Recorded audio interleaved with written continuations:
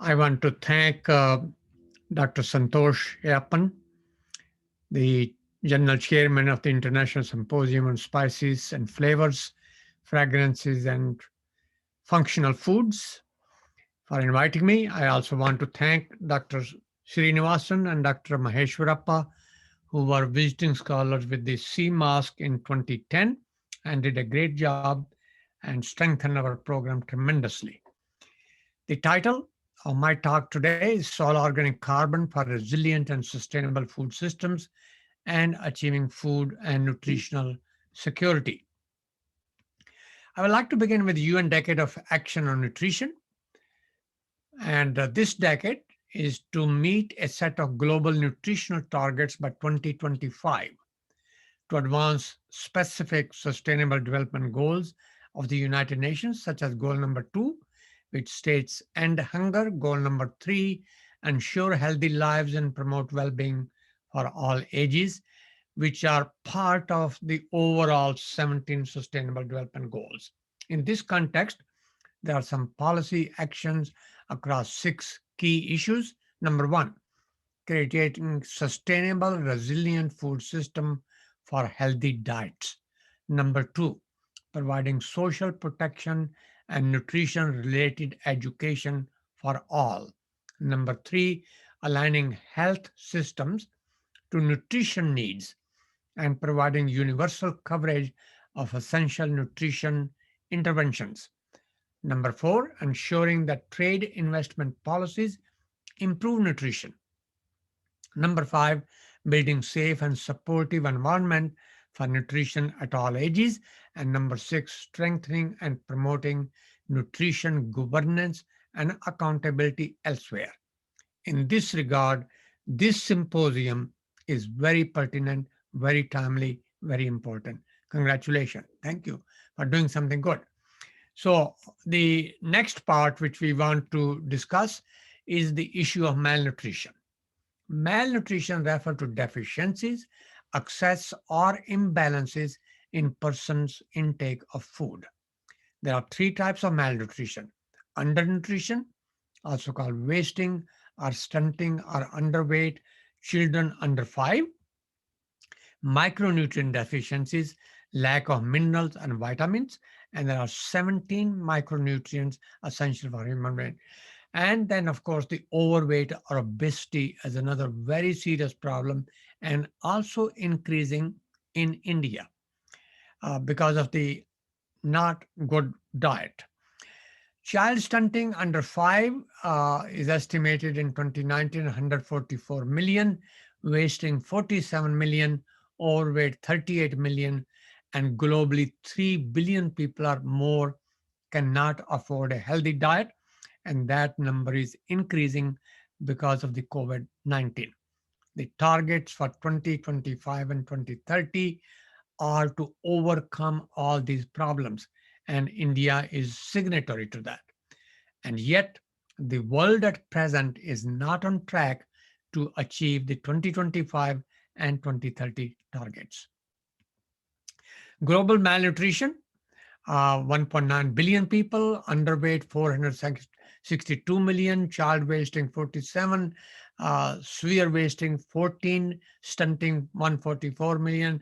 South Asia is also a hot spot of these problems because the low birth weight of children, 1 in 4, is the problem in South Asia, and death among children under 5 is 45%. State of food and nutrition security, some repetition of the previous slide, numbers somewhere closer to 700 million, which is about 10% of the world population, access to food, 2 billion people, and COVID-19 is increasing that number by 83 to 132 million. So this issue is aggravated by the COVID-19 situation. Specifically in India, 255 million people, 36.1% of the total population of the world of 700 million, globally insecure, is quite a lot in India and including South Asia. And government of India spends nearly 1% of GDP on its food aid program under the so-called National Food Security Act. The National Food Security Act, according to that, the share of household eligible for subsidized grains increased to almost two-thirds of the country's total population. So that indicates the problems at a global level and at Indian and South Asian level, and therefore the importance of this Congress is tremendous. So, in terms of the solution, I would like to discuss with you some of the basic concepts going back to Vedas, which state when diet is wrong, medicine is of no use, and when diet is correct, medicine is of no need. So states Ayurveda. The diet and human health are intricately interconnected. It stated that let food be thy medicine and medicine be thy food. And that came from Hippocrates in 400 BC, similar time as the Ayurveda. More recently, there is a more and more understanding of that ancient concept between food and medicine. And Heyman in 2019 wrote in his article that good food is a good medicine that can prevent, reverse, and even cure diseases. I think even some insurance companies these days, including the US, are considering that perhaps providing good food is a better alternative to giving care to many sick people through uh, health issues, health insurance, and covering their hospitalization related to that. So, diet and social issues, resilient systems which can withstand shocks and bounce back, especially in situations such as COVID 19, maintain soil and ecosystem health. They should be pro natures, they should support interconnectivity and holism, and they should be based on a healthy diet. Several global issues, I already mentioned insurance, looking into those problems.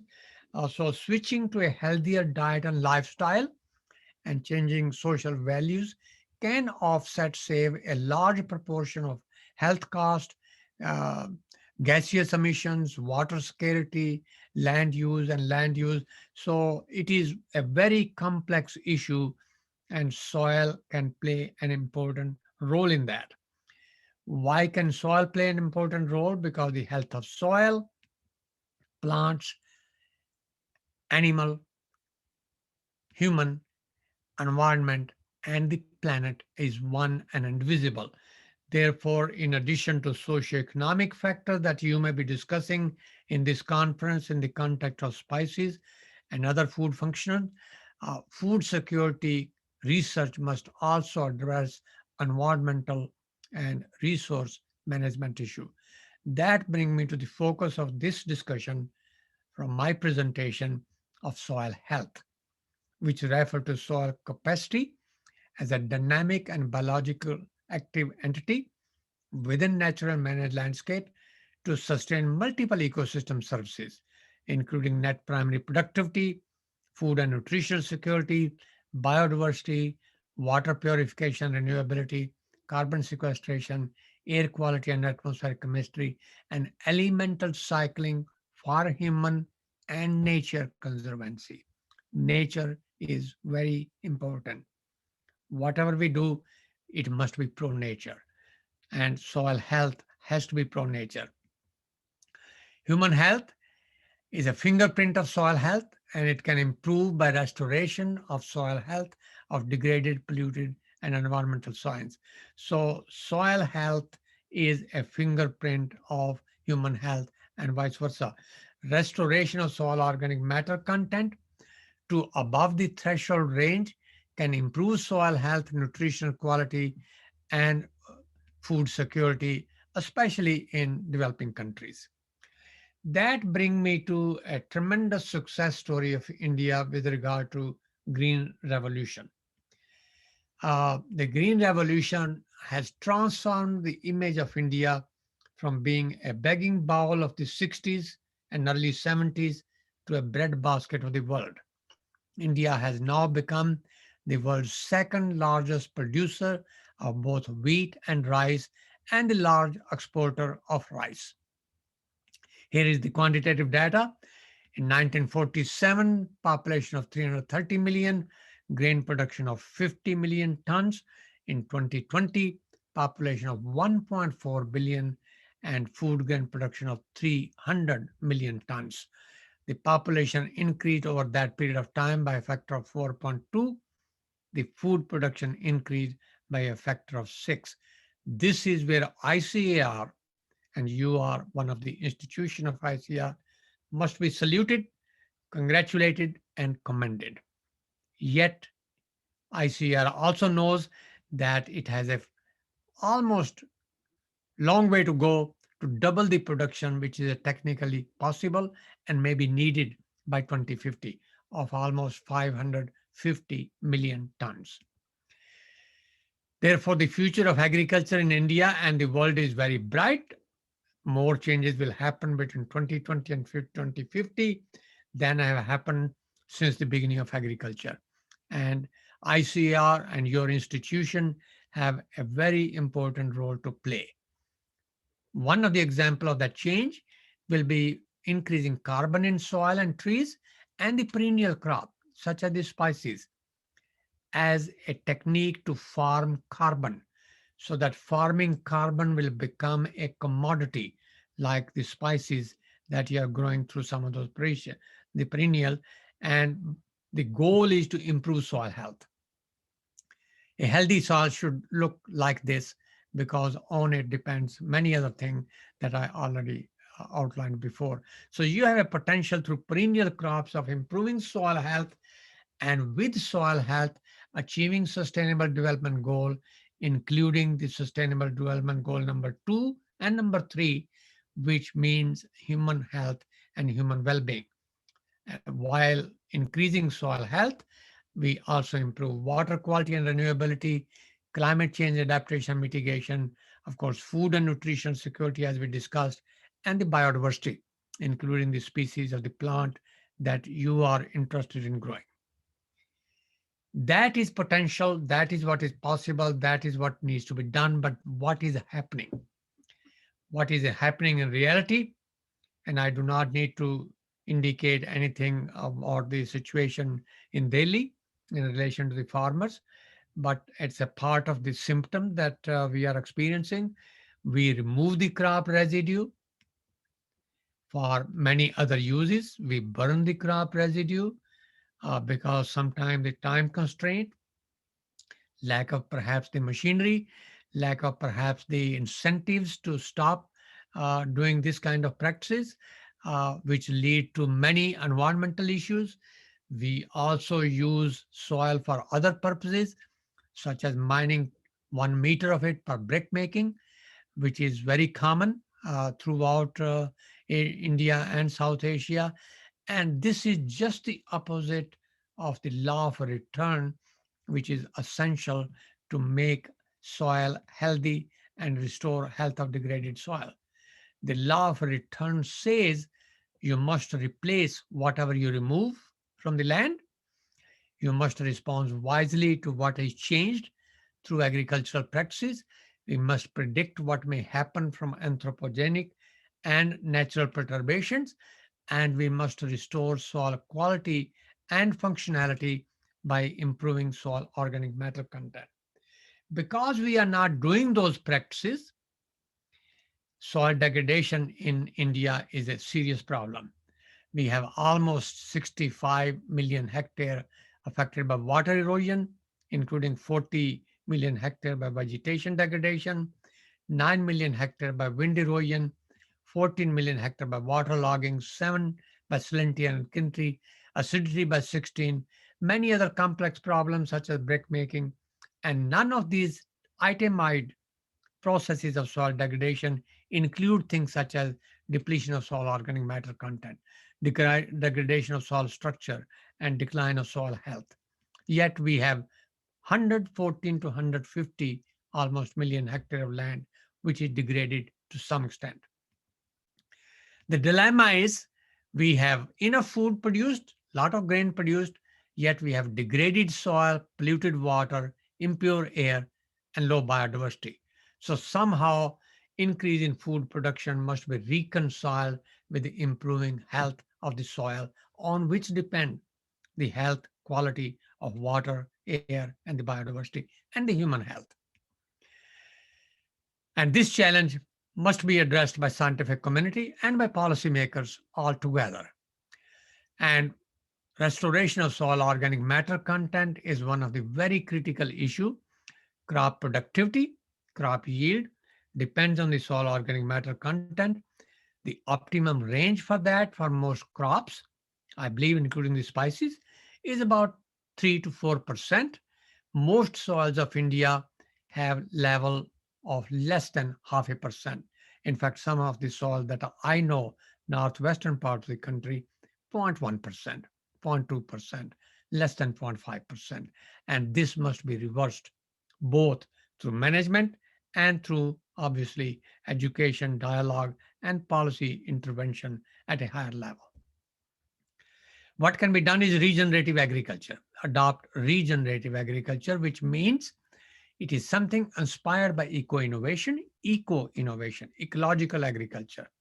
It's powered by non-carbon energy, wind, solar, whatever else you may have, not fossil fuel. It's driven by a circular economy, so you can recycle the organic matter, the crop residue, the animal waste, and the other material, rice husk, which can be composted and put back on the soil, and have green infrastructure, solar, wind, those kind of energy, and it must be supported by the recarbonization of the terrestrial biosphere as the bedrock of sustainable development. Soils are depleted. Terrestrial biosphere is depleted of organic carbon, both in trees, live matter, and in soil. We must recarbonize the terrestrial biosphere. That's the goal. And one of the example of that, here is a plant. Let us say it is spice. The plant we might be able to engineer in such a way that it can emit molecular based signal when under stress. In fact, there was an article recently about spinach being able to detect perhaps buried explosive devices through molecular based signal when the plant roots come in touch with that. Similarly, these plants, spices, can probably emit molecular based signal when they're under stress, biotic or abiotic stress, through root system, but a healthier soil which can have a very good plant. I would encourage these crops are grown with mulch, with a cover crop in between, so the ground is always covered. And these kind of plants, whatever those may be, spices or grain crops or root crops or whatever we have, they are integrated also with trees and livestock so that we have a holistic system. And with this, the idea is to create a positive soil carbon budget and soil health improvement by improving soil biodiversity, which will increase the activity and make soil disease suppressive. And whatever nutrients and water are needed in addition to the natural rainfall and natural recycling, they must be applied directly to plant roots by drip subfertigation method, so that they are absorbed directly by the plants and not polluting the environment. So this should be an example of a holistic system to grow spices, for example, or other crops, in which the biomass recycling becomes a critical factor of improving. And therefore, if you're talking about fertilization, that fertilization is based on cover crop, suppressing cover crop, growing crops through it, including spices. And the idea is CNPK, C, carbon before NPK.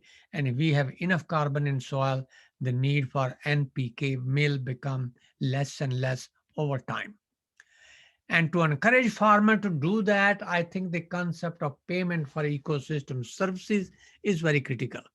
Perhaps that's what we are looking for. It's not a subsidy. I think subsidy really need to be terminated.